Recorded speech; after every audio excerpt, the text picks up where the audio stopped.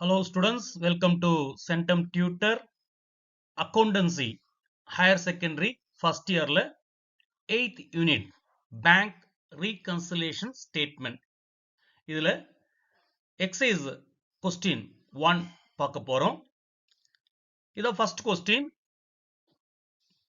இந்த bank reconciliation statement போடுறதுக்கு எந்த ஃபார்மேட்டையும் நம்ம மெமரைஸ் பண்ண வேண்டிய அவசியம் கிடையாது. இந்த ஐட்டம் எல்லாம் ஆட் பண்ணும், இந்த ஐட்டம் எல்லாம் சப்ஸ்ட்ராக்ட் பண்ணணும் அப்படின்ற ஒரு கால்குலேஷன் வேண்டிய அவசியம் கிடையாது. எந்த ஐட்டம் கொடுத்தாலும் நம்ம அண்டர்ஸ்டாண்ட் பண்ணணும். இதை ஆட் பண்ணுமா லெஸ் பண்ணணுமா அப்படின்றத அதை படிச்சு பார்த்து அண்டர்ஸ்டாண்ட் பண்ணி நம்ம ஒர்க் அவுட் பண்ணிட்டா எந்த சம் கொடுத்தாலும் எந்த ஐட்டம் கொடுத்தாலும் உங்களால ஒர்க் அவுட் பண்ண முடியும். இதை ஃபர்ஸ்ட் மனசுல வச்சுக்கோங்க. இதெல்லாம் ஆட் பண்ணும், இதெல்லாம் சப்ஸ்ட்ராக்ட் பண்ணணும் அப்படின்ற ஞாபகம் வைக்க வேண்டிய அவசியம் கிடையாது.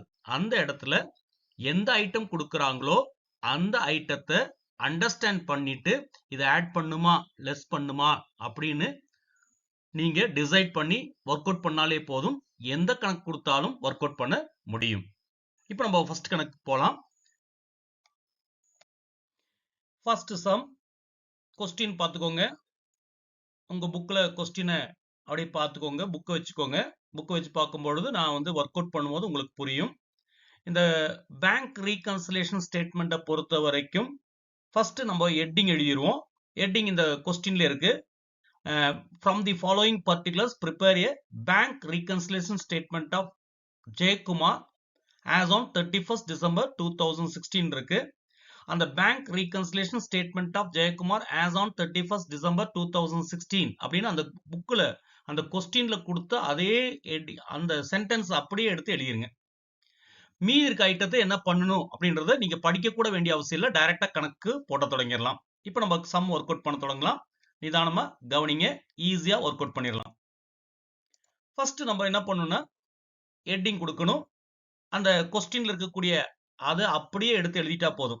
Bank reconciliation statement of Jayakumar as on 31st December 2016. அதுக்கப்புறம் நீங்க என்ன பண்றீங்கன்னா இந்த ஹெட்டிங் கொடுக்குறீங்க, பர்டிகுலர்ஸ் அமௌண்ட். இது எந்த அமௌண்ட் எல்லாம் ஆட் பண்ணும், எந்த அமௌண்ட் எல்லாம் மைனஸ் பண்ணும், இந்த ஃபார்மேட்ல தான் நம்ம போட போறோம். அதுக்கப்புறம் இந்த ஃபார்மேட் படிச்சதுக்கு அப்புறம் வேணா நீங்க டைரக்டா ஆட் பண்றதெல்லாம் ஒரு செட் ஆகும், சப்ஸ்ட்ராக்ட் பண்ண வேண்டியதெல்லாம் ஒரு செட்டாவே எடுத்து எழுதிக்கலாம். பட் இந்த மெத்தட் ரொம்ப ரொம்ப ஈஸி, போத் ஆர் சேம். இதுல ஃபர்ஸ்டே நம்ம எப்படி ஈஸியா அட்டன் பண்றதுன்னு தான் பார்க்க போறோம். பர்டிகுலர்ஸ் அமௌண்ட், ஆட் பண்ண வேண்டிய அமௌண்ட், சப்ஸ்ட்ராக்ட் பண்ண வேண்டிய அமௌண்ட் இப்படி எழுதிருங்க. எழுதிட்டு உங்க கொஸ்டின்ல என்னென்ன ஐட்டம் கொடுத்துருக்காங்களோ அதெல்லாம் எடுத்து அப்படியே எழுதிருங்க. No change.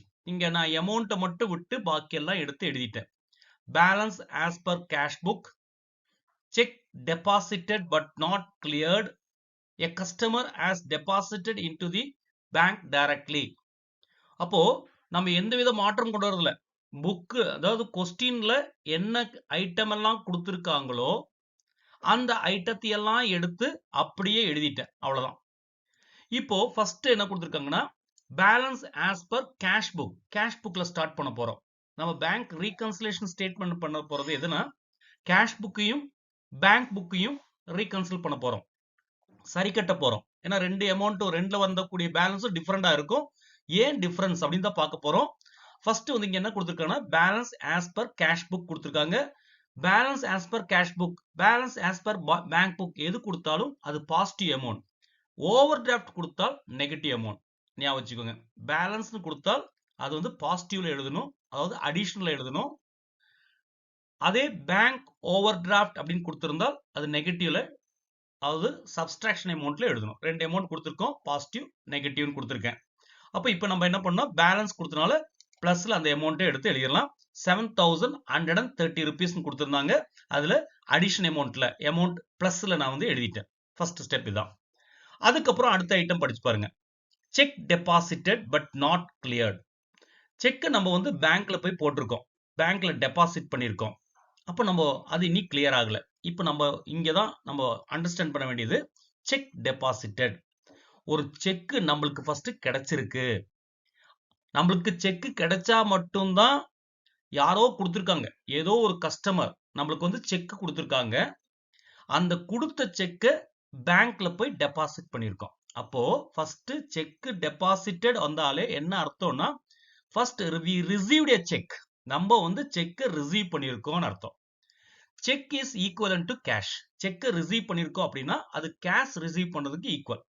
அப்போ நம்ம என்ன பண்ணியிருப்போம்னா, நம்ம செக்கை ரிசீவ் பண்ணதுமே கேஷ் வந்ததா நம்ம என்ன பண்ணிடுவோம், கேஷ் புக்ல ஆட் பண்ணியிருப்போம்.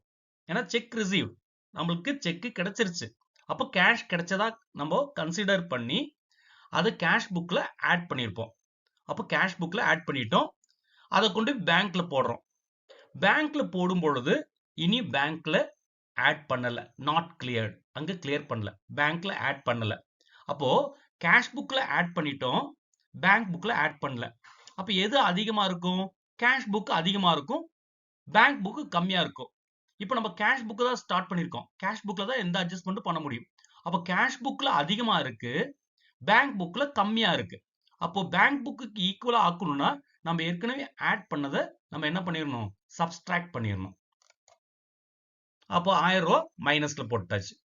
ஏன்னா செக் டெபாசிட்டட் அப்படி வந்தாலே நம்ம நல்லா கவனிக்க வேண்டியது, செக் கிடைச்சாதான் நம்ம யார்கிட்டயாச்சும் இருந்து, அதாவது நம்ம மெயினா நம்ம பிசினஸ்னால கஸ்டமர் கிட்ட இருந்து ஒரு செக் கிடைச்சிச்சுன்னா நம்ம என்ன பண்ணுவோம்னா அதை கொண்டு போய் பேங்க்ல போய் டெபாசிட் பண்ணுவோம். அப்போ செக் கிடைச்சதுமே நம்ம என்னவா நம்ம டிசைட் பண்ணிடுவோம்னா, நம்ம என்னவா கன்சிடர் பண்ணுவோம்னா, அதை வந்து கேஷை ரிசீவ் பண்ணதா கன்சிடர் பண்ணுவோம். அப்ப என்ன பண்ணிடுவோம், ஒரு செக் கிடைச்சதுமே, இப்போ இங்க கணக்கு, இந்த கணக்கு பிரகாரம் 1000 ரூபாய் செக் கிடைச்சிருக்கு. இந்த 1000 ரூபாய் செக் கிடைச்சதுமே நம்ம கேஷ் புக்ல ஆட் பண்ணிடுவோம். அப்ப கேஷ் புக்ல 1000 ரூபாய் அதிகமாயிரும். பேங்க்ல கொண்டு போய் போடுவோம். பேங்க்லயும் அதை கலெக்ட் பண்ணிட்டாங்கன்னா ரெண்டு ஈக்குவல் ஆயிரும். இப்ப என்ன சொல்லிருக்காங்க, நாட் கிளியர்ட். இனி பேங்க்ல கலெக்ட் பண்ணல. அப்போ நம்ம புக்ல 1000 ரூபாய் அதிகமா காமிக்கும், பேங்க் புக்ல கம்மியா காமிச்சிட்டு இருக்கு.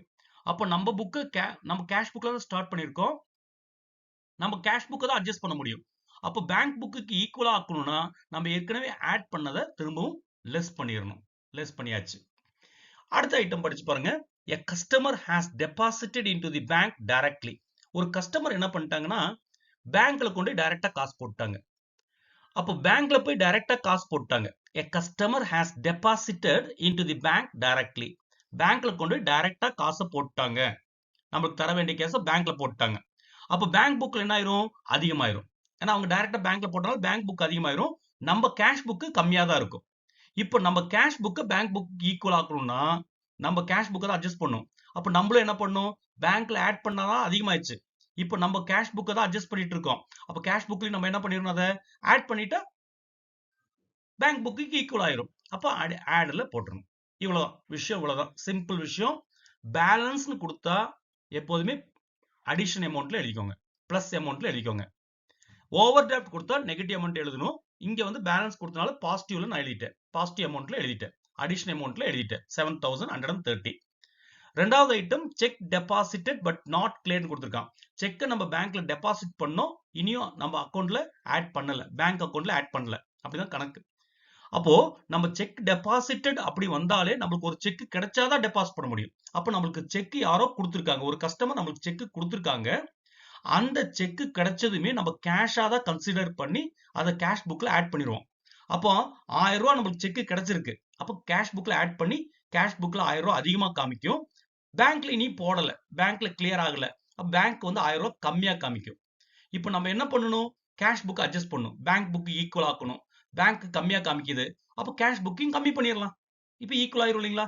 அப்போ கம்மி பண்றதுக்காக தான் நம்ம நெகட்டிவ்ல 1000 ரூபாய் போட்டிருக்கோம், சப்ஸ்ட்ராக்ஷன்ல 1000 ரூபாய் போட்டிருக்கோம். அதே மாதிரி கஸ்டமர் என்ன பண்ணிட்டாங்கன்னா பேங்க்ல நேரடியா அமௌண்ட் போட்டாங்க, நம்மளுக்கு தர வேண்டிய அமௌண்ட்டை பேங்க்ல போட்டாங்க.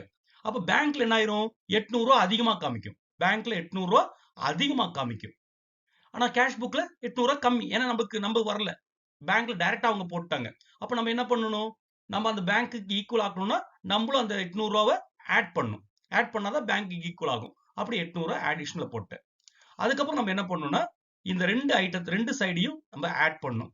7130யும் 800யும் ஆட் பண்ணா 7930 வரும். அதே மாதிரி இந்த பக்கம் 1000 இருக்கு, அந்த 1000 எடுத்து எழுதிருங்க. எழுதிட்டு இப்போ நம்மளுக்கு என்ன கிடைக்கும்னா, நம்மளுக்கு இதுல பார்த்தாலே தெரியும் பாசிட்டிவ் தான் அதிகமா இருக்கு, பாசிட்டிவ் தான் அதிகமா இருக்கு. பாசிட்டிவ்னால பேலன்ஸ், நான் சொன்னேன் பாசிட்டிவ் அமௌண்ட் இல்லைங்களா, அடிஷனல் அமௌண்ட் தான் அதிகமா இருக்கு. 7,930 இருக்கு. சப்ஸ்ட்ராக்ட் பண்ண வேண்டிய அமௌண்ட் 1000 தான் இருக்கு.